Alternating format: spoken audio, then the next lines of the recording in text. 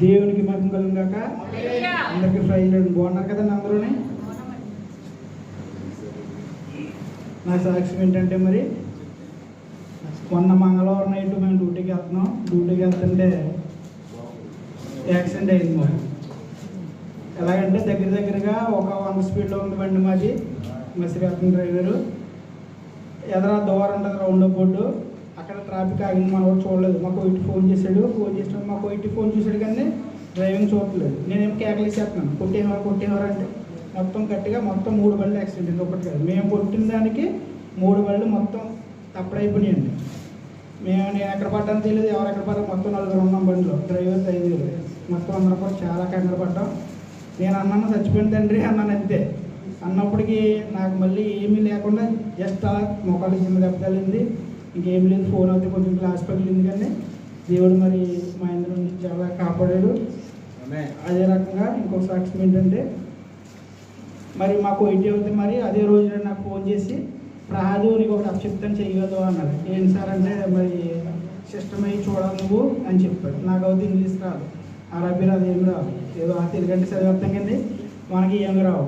సరే నేను చేస్తాను ఒకసారి చూపిస్తాంటే మరి నన్ను సిస్టంలో పెడతాం జరిగింది. సిస్టమ్ దగ్గర కూర్చుని నేను చేసేది లాంటి షాప్లో. మరి దేవుడు నాకు మరి ఏ లేకపోయినా కూడా తలంపించారు. మరి దేవుడు నేను పాస్టర్ గారు చెప్తాను ఇప్పుడు కూడా అయ్యారు నా కోసం నాకు ప్రార్థన చేయండి. మీరు నాకు జీతం తక్కువైనా పర్వాలేదు కానీ తను మాత్రం మొత్తం రావాలంటే ఆయన ఇప్పుడు కూడా మరి నా కొరకు నా కుటుంబం కొరకు ఆయన ప్రార్థన చేస్తారు.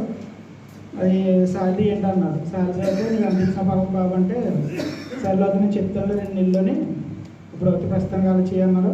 నా పని అయితే నేను అయితే 4-5 పనులు చేస్తాను మొత్తం వ్యాండ్రోలోనే. అందరి పని నేను ఒక్కడిని చేసేస్తాను. అందరూ కూడా అంటారు నీకు ఎంత ఇచ్చేస్తున్నారు కొట్టాడు ఎందుకు చేసేస్తున్నాడు అన్నీ అంటారు మొత్తం అందరూ కూడా. కానీ అయినా కూడా నాకు వచ్చిన పని నేను చేసుకుంటూ వెళ్ళిపోతాను.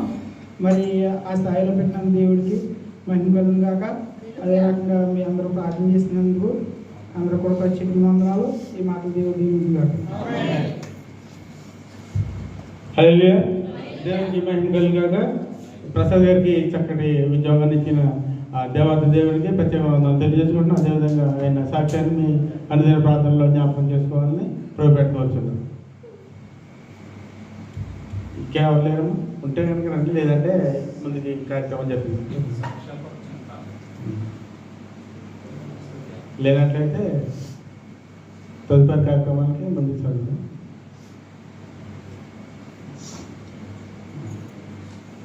సరే, ఈ సాక్ష్యాల కొరకు చిన్న ప్రార్థన మన మధ్యలో ఉన్నాను. సహోదరులు చార్లీస్ గారు వచ్చి చిన్న ప్రార్థన చేయవలసిందిగా కోరుకుంటున్నాను.